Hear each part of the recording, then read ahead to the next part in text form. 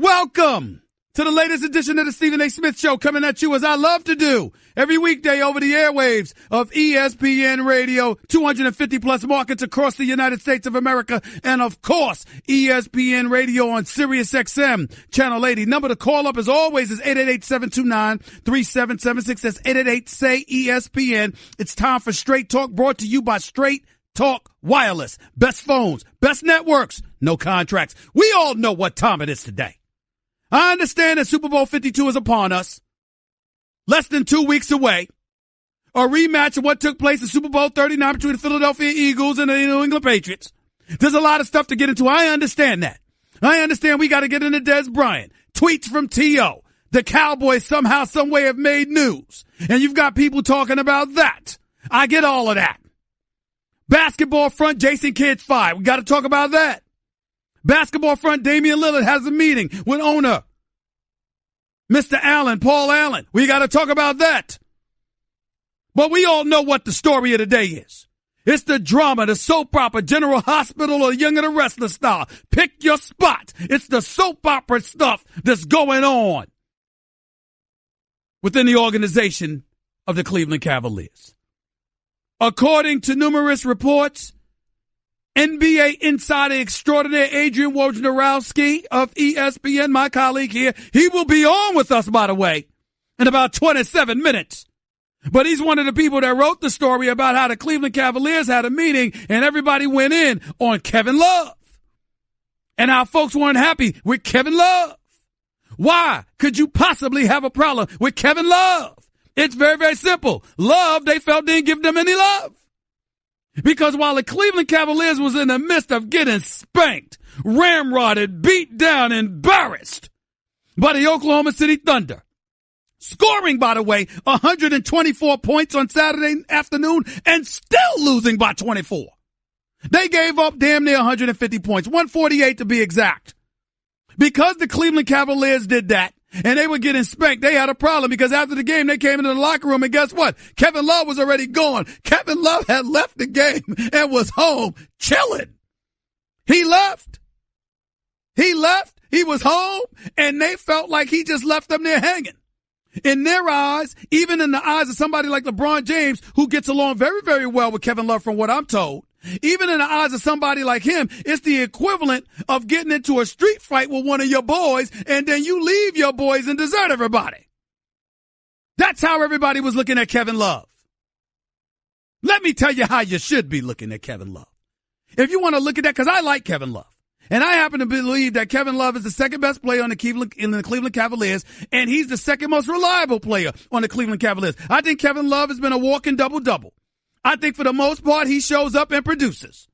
I think that, believe it or not, he finds himself in an untenable situation. And I'm going to go places that most people ain't going to go. Damn it, because I can.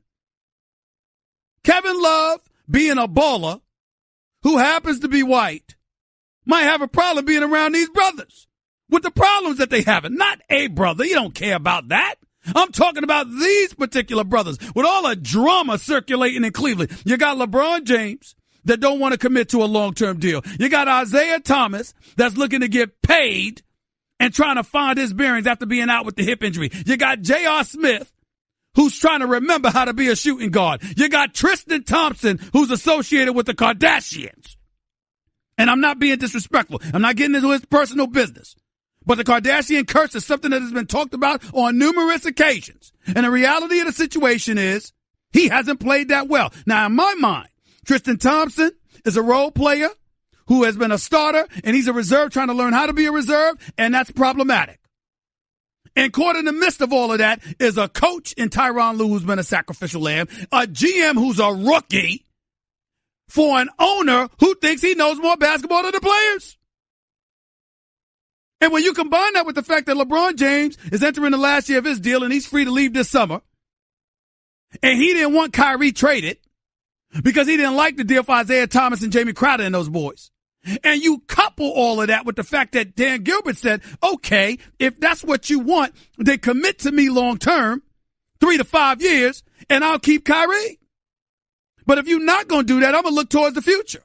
I'm not going to think about you. I'm going to think about life beyond you because I'm going to anticipate that you're leaving. And LeBron said, so be it. Do what you got to do. So all of that going on just makes for the drama. Just makes for the drama that exists. That's what happens. Now, we can sit up there and say, well, we're not going to cast blame, or we're going to cast blame to this player, to that player. J.R. Smith's got to shoot better. I don't want to hear any complaints about Dwayne Wade. He's a 3-time champion, a future Hall of Famer who was more than willing to go to the bench because obviously that will help J.R. get his confidence back. I don't want to hear about Kevin Love because he is what we thought he was. He can shoot. He can rebound. That's what he does. And we all know it. Stop it if you're trying to say otherwise. Tristan Thompson, he's got to play better, but he is a role player. Isaiah Thomas, look, he is what he is. The brother can score. And when healthy, he could average 20 to 25 a game. And when healthy, he's a scoring dynamo. But he's miniature. As a result, he can't defend most people in the NBA because he's not some Muggsy Bogues type that's pressuring the ball 94 feet. He's got to defend in a half-court setting. And most, if not everybody in the NBA can shoot over him. That's a problem. He's strong as a pit bull, but he's short. And as a result, he's limited defensively, which doesn't help with the Cleveland Cavaliers because unlike Golden State, the Cleveland Cavaliers don't do a great job of covering one another defensively. And we didn't even get into all of the agendas. You got JR wanting to be a starter and a bit salty because he busted his tail in the offseason to work himself into being as good as he could possibly be, in part anyway, to appease LeBron. And then the minute Dwayne Wade came, he felt like he was on the outside looking in. That was a problem. You got the combination of him and guys like Iman Shumpert. Some people feel getting paid too much. I got love for both of them. I think they do their jobs. So you got that going on. You got Isaiah Thomas, who deserves his money, but might not deserve it from this particular franchise. Tyronn Lue's job may be in jeopardy. And of course, you got the rookie GM. And they're all caught in the middle of LeBron and Dan Gilbert being on the outs with one another again. I mean, what an absolute mess it is in Cleveland, Ohio, with this basketball team. You just can't make it up. You just can't make it up. 888-729-3776 is the number to call up. This 888-729-3776, 888-SAY-ESPN. The other item I'm going to get into is Jason Kidd being fired. Ladies and gentlemen, the team wasn't achieving as much as it should. With the Greek Freak, with Brogdon, with Bledsoe and others, maybe they should have been better. But my God, you can't give it time? You can't give it time. Just going to get rid of Jason Kidd just like that. I don't think it's right. But it's perfectly within Milwaukee's prerogative to do what they're doing. Here's what I really have a problem with. Jason Kidd's lost his job. Fizdale and Memphis has lost his job. Watson and Phoenix has lost his job. Ladies and gentlemen, when you look at the African-American coaches that exist, the Doc Rivers, the Tyronn Lues of the world, the J.B. Bickerstaffs with his interim tag. Ladies and gentlemen, at the rate things are going, by the end of this season, there may only be 2 black coaches in the entire NBA. Dwayne Casey in Toronto, who's one of the most fabulous coaches in the league. And, of course, Nate McMillan in Indiana. Everybody else might be gone. Tyronn Lue might be gone. Doc Rivers might be gone. J.B. Bickerstaff might be gone. I mean, what the hell is going on here?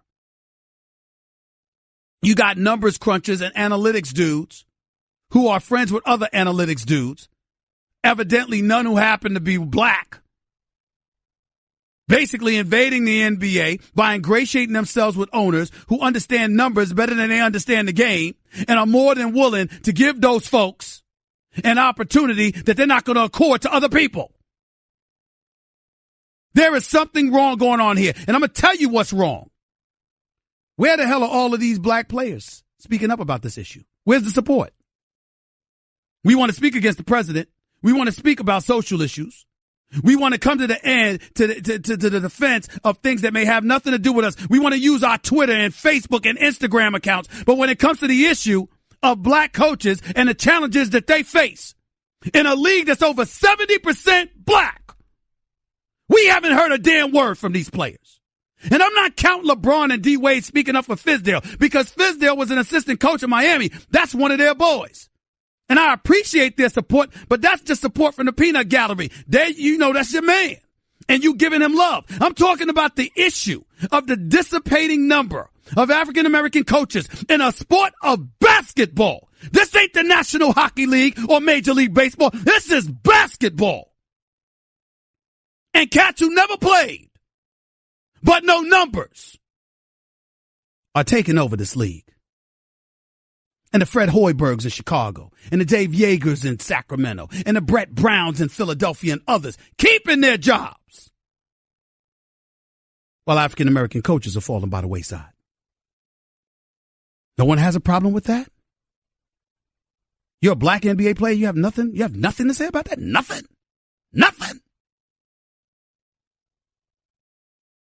But you got time to talk about the president or something else. But not this issue, huh? Okay.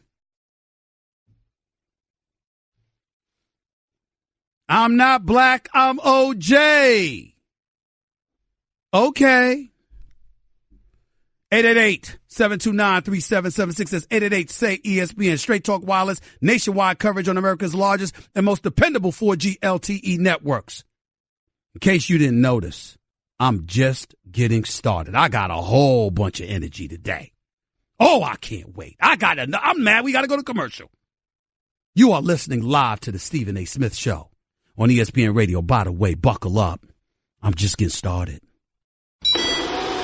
I'm a robot vacuum cleaner, so yeah, I got one gig. I suck up dirt, so pardon my inferiority complex about Geico, who does so much more. Like, not only could they save their customers money on car insurance, but they got fast and friendly claim service too, and an award-winning mobile app. Plus access to licensed agents 24/7. Who am I kidding? I can't even do corners. Uh-oh, choking hazard. Popcorn kernels. Geico. Expect great savings and a whole lot more. You're listening to the Stephen A. Smith Show podcast. See, nobody wants to go here. Nobody wants to go here. I will be the first to admit it. I don't know why the hell ESPN decided to give me a national radio show, but I'm thankful. And guess what? I ain't giving it back. I'm telling you that right now. Because it's moments like this that I was made for radio. See, I ain't scared to touch on these issues. This is some nonsense. And white America, don't you worry. It ain't your fault. Ain't nobody pointing the finger at you. Nobody's pointing the finger at you. You got to put on your big boy pants. You got to put on your big boy pants. When I sat up there, I'm going to tell you a little story real quick. Years ago, I had a television show. Name of the television show was Quite Frankly. This is long before First Take became number one. Long before everybody recognized First Take as a blockbuster hit. I had a show called Quite Frankly. I got news for y'all, ladies and gentlemen. Quite Frankly was a pretty damn good show. Pretty damn good show. Had every guest imaginable but Tiger Woods and Michael Jordan. And Michael Jordan was on his way. Ratings even went up. But here's the reality. ESPN decided they needed to go in a different direction. Ladies and gentlemen, pull my quotes from back then in 2007. Do you remember what I said? They made the right decision. Because we could sit up here and front all we want to. But when you're in the world of television, it's about ratings and it's about revenue. And guess what? The ratings fell short. And you know why it fell short? Because a whole bunch of African Americans, a whole bunch of black folks out there that so desperately wanted an African American to have a show, got it, and didn't support it. That's not the company's fault. Why am I telling that story? Because as we sit here today, while some people want to lament the fact that you got African American coaches falling by the wayside in a league over 70% black of players, you got coaches falling by the wayside. You only got one African American owner. That's Michael Jordan, who has Steve Clifford as his coach, who's not African American, but that's a different story for another day. That's not Michael Jordan's fault. He's given other blacks opportunities. He hires blacks all the time. But what I'm saying is, not just that, but you look at the rest of the league. There's no black ownership. And owners, rightfully so, are concerned about their bottom line. And if you meet up with young white dudes that know numbers and know how to maximize your product revenue-wise, you're going to pay attention to them. And they're going to hire friends. So the last line of defense to save the prevalence of African-American coaches in the sport of the NBA is for players to speak up. You got time to talk about the president and what he is and is not doing, but you ain't got time to talk about this issue when this is more in your wheelhouse? You want to talk about the violence in the streets? And how we should be doing something about it without highlighting exactly what should be done when we all know damn well what should be done? Really? Before I go off even further about this, let me re-air for you what I did on ESPN's First Take this morning, my final take. It's pertaining to this exact same issue. I would deeply appreciate it if you would indulge me by listening to my final take on First Take today. Play that, Cat. You might not feel this way, but something amazing has been happening in the NBA. You might have missed it. NBA players actually know how to keep quiet. They may not know how to keep quiet over protest issues involving the president of the United States of America, or other social issues where it would be impossible to aim criticism in their direction because, well, criticism can't possibly come your way when you're willing to take a position almost anyone with sense would take. See the 2016 ESPYs, will you? But here's the thing. When it comes to the dismissal of black NBA coaches, the dwindling numbers that are appearing before our very eyes, where is all the noise of support from black players? Yes, I know that both LeBron James and Dwayne Wade echoed words of support for David Fizdale when he was axed in Memphis. But I'm not talking about obvious support from the peanut gallery, the kind that can easily be dismissed due to personal relationships. I'm alluding to the bigger issue of black coaches being pushed out, of a tolerance level that has vastly lowered where they're concerned, and how it's been enabled by a body of NBA players who seem unwilling or flat out scared to speak out against this alarming trend. Make whatever case you want to justify Fizdale, Ert Watson in Phoenix, or now Jason Kidd in Milwaukee getting fired. But how is it that barely a word is uttered when white contemporaries who get to keep their jobs? Fred Hoiberg is still employed in Chicago, earning $5 million a year. Scott Brooks is in the nation's capital, earning an average of $7 million per, with his Wizards underachieving. Dave Yeager has a job in Sacramento paying him $4 million per year, in case y'all missed it. And Brett Brown is in the midst of an extension in Philadelphia, despite having a 97-274 record. Do y'all get the point? No, I'm not calling for folks to be fired. Not any of them, because there are mitigating circumstances that warrant consideration and understanding. What I'm asking is simple. How in the hell can a league where more than 70% of its players are African American have barely anything to say at all about the diminished number of black coaches? Where the hell is your voice now? The way things are looking, by the end of the season, the only black coaches we suspect will have head coaching jobs will be Dwayne Casey in Toronto and Nate McMillan in Indiana. Outside of that, we don't know about Mark Jackson, about David Fizdale, even about Monty Williams, whether any of them will get a second chance. Where are the black players on that issue? That's what I'm asking. I think it's an appropriate question, especially on a day like today following Jason Kidd's firing, when the star player who stepped up on his behalf happens to be from Greece. You heard me. Think about that for a second. And then brace yourself for when I get back. Because like I said, I'm just getting started. More to Stephen A. Smith Show on ESPN Radio in a minute. Guess what? You're in the middle of the Stephen A. Smith Show podcast. Damn it, I mean it! 3 minutes past hour. Number one back here on the Stephen A. Smith Show, ESPN Radio. I got more coming. But I'm going to pause on that particular subject that I was addressing about NBA coaches and speak to the man on the NBA, the insider extraordinaire.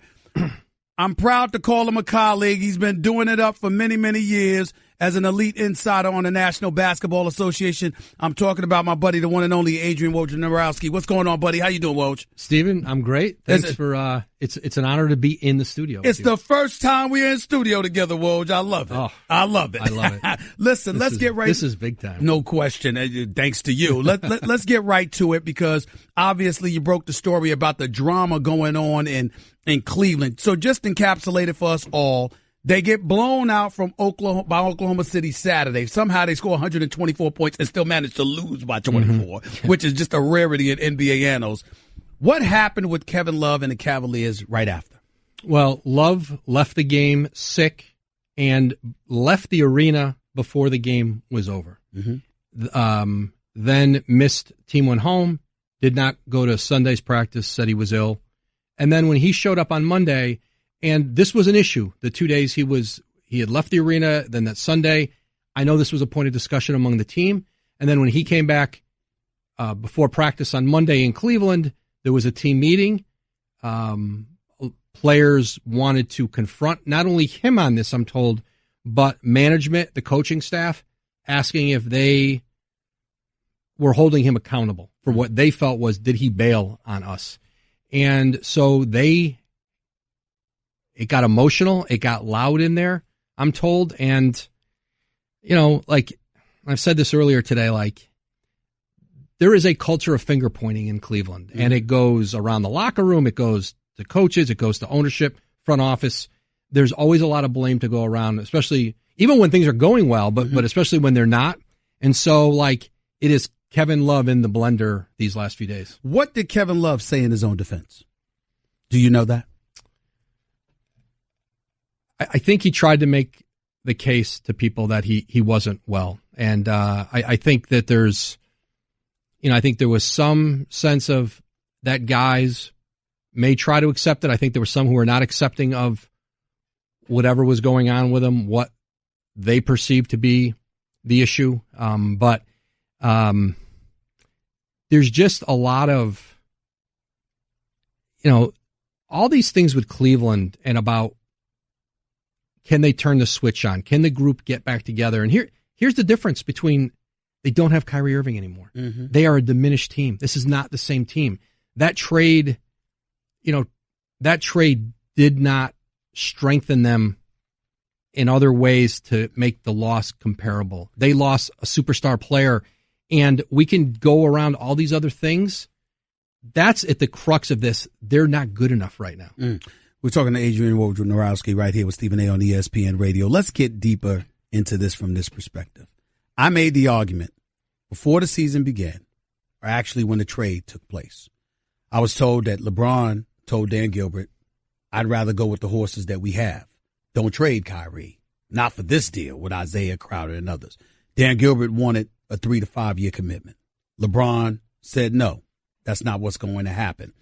And the belief is that since that time, LeBron has his agenda. He's trying to play, capture another championship. Then he might leave.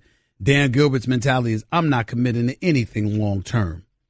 As long as you're not committed, I'm not committed to doing anything for you long term. If you're not willing to commit here long term, how accurate is that depiction? Based on what you I think all the things you said, the one thing that I'm not sure about that you said there, and I think it's all very accurate, and I'm not saying this isn't accurate, but I am not positive that LeBron told him, I don't want you to do that Boston trade. I don't know that he may have, but I don't know that. But certainly ownership wanted a commitment. He wasn't willing to give it, and now they're in a position where LeBron wants the best chance he can have to win with this current team, and the best chance he has is for them to trade that Brooklyn pick that Cleveland has, and they are more than reluctant to trade it. Like, they're only going to move it, like Paul George is a player that would inspire them to move it, I'm told. Well, Paul George isn't available, and I don't think he's going to become available to deadline.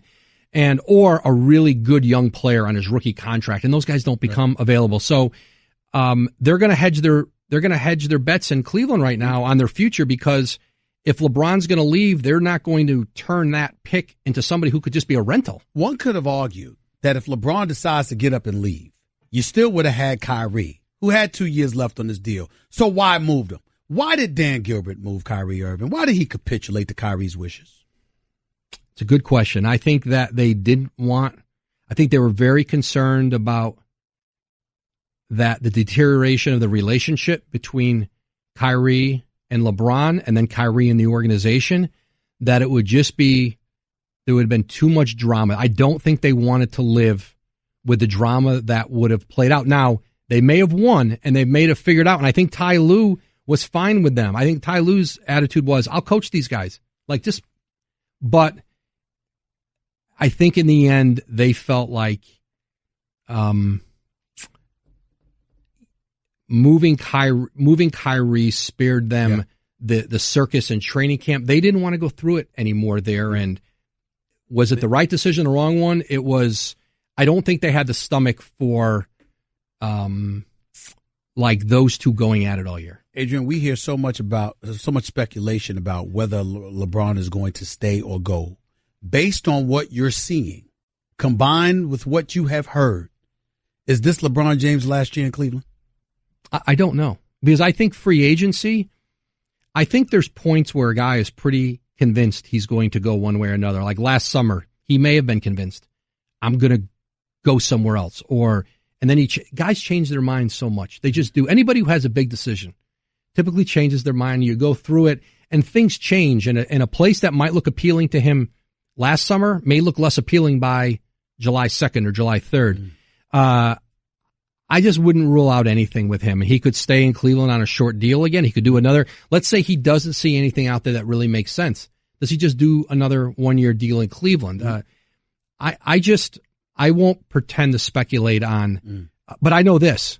Cleveland is preparing as if he's going to leave. I mean, that's a fact. They did that trade with Boston under the assumption he's not going to stay. Now, that doesn't mean, but as an organization, you have to plan for that. That doesn't mean you're not trying to keep him, but I don't think they want to be left in wreckage when he goes. I think they want to be able to feel like they can pivot in some directions. And that's why now they're hesitating. They've talked about George Hill and a deal with Sacramento.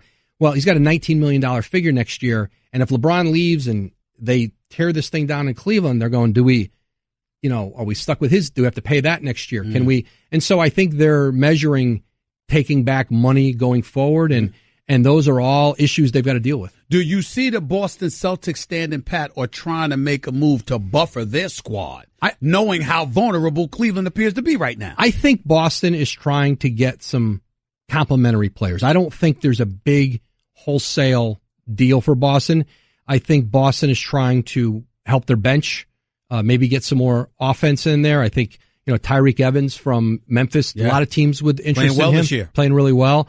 They would also love to get some size and rebounding, but I think anything they do, I think will be around their core. I don't know that there's going to be I don't think they're in the market. I haven't sensed they're in the market for a big wholesale change. A couple of quick items that I need to get with you before you get on out of here.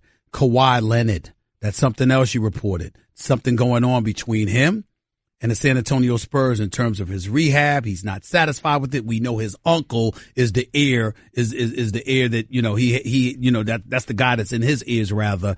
What's going on with San Antonio and Kawhi Leonard right now? Because Jalen Rose came on First Take talking about Kawhi Leonard wants out of San Antonio. What can you tell us? Well, I just know that there's a lot of tension. There's a disconnect there between Kawhi and the organization. There's some repairing that needs to go on with the relationship. Will that become easier once he's healthy and back on the floor and playing at a high level? I think San Antonio hopes that.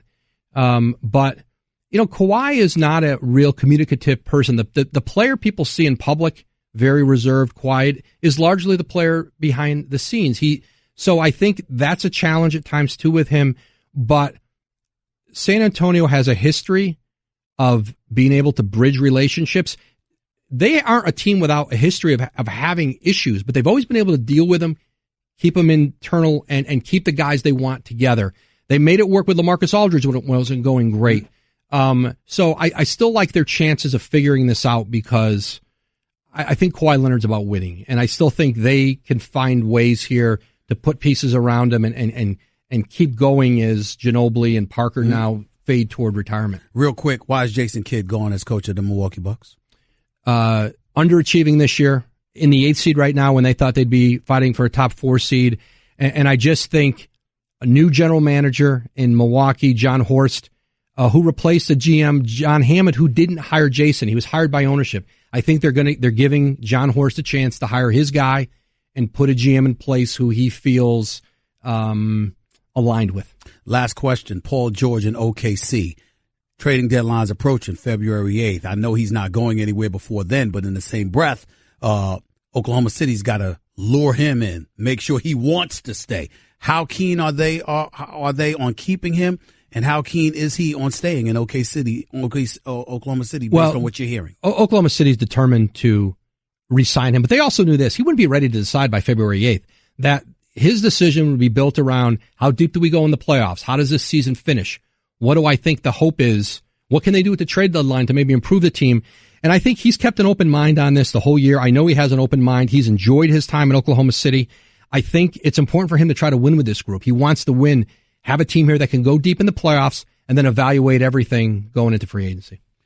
Adrian Wojnarowski right here with Stephen A. on ESPN Radio. Appreciate the great work as always, buddy. Thanks so much. Honored to have you in studio with me, buddy. Honored to be in there, Stephen. Thanks for having me. Love it. Woj in the house with Stephen A. We'll be talking to him in the future. Make no mistake about that. You're listening live to the Stephen A. Smith Show, ESPN Radio. Back with your calls and more in a minute. Guess what? You're in the middle of the Stephen A. Smith Show podcast. Damn it, I mean it. Welcome back to the Stephen A. Smith Show right here on ESPN Radio. Hour number 2. I got more coming. Because like I said, and thanks again to Adrian Wojnarowski for coming on the show, Ultimate NBA Insider, doing our outstanding job for the network here for the family. We don't miss much, if anything at all, when it comes to that, man. Doesn't miss anything at all. Very, very proud to have him here. Here's the deal. Getting back to the conversation that I was having. Understand, white America, I'm not talking about you. Not talking about you at all. Has nothing to do. It's not about you. All these players, you understand, talk about, everything you want to talk about. You understand? President Trump doesn't want somebody to come to the White House. We got something to say. Folks killing one another in the streets of Chicago. We waited a while to come to that situation, but we got something to say, and rightfully so. Other social issues related to Colin Kaepernick, don't get me started. Oh, we had something to say about that. Black coaches getting fired. Nobody got anything to say. Nothing. Fizdale fired in Memphis. They went to the playoffs last year. Fired. Watson in Phoenix, young talent, you ain't give him much to work with. Fired. He got fired before he had an opportunity to pass gas. And now you got a situation here where, okay, it's Jason Kidd. You got the Greek freak, Giannis Antetokounmpo, coming to the defense of Jason Kidd, calling him before the team even called him. Said they're about to fire you. Do I need to call my agent? What can I do to help you keep your job? Black folks with all of these Twitter accounts, all these Facebook accounts, all these Instagram accounts don't have a damn thing to say. This man, Giannis Antetokounmpo, the Greek freak, he's from Greece.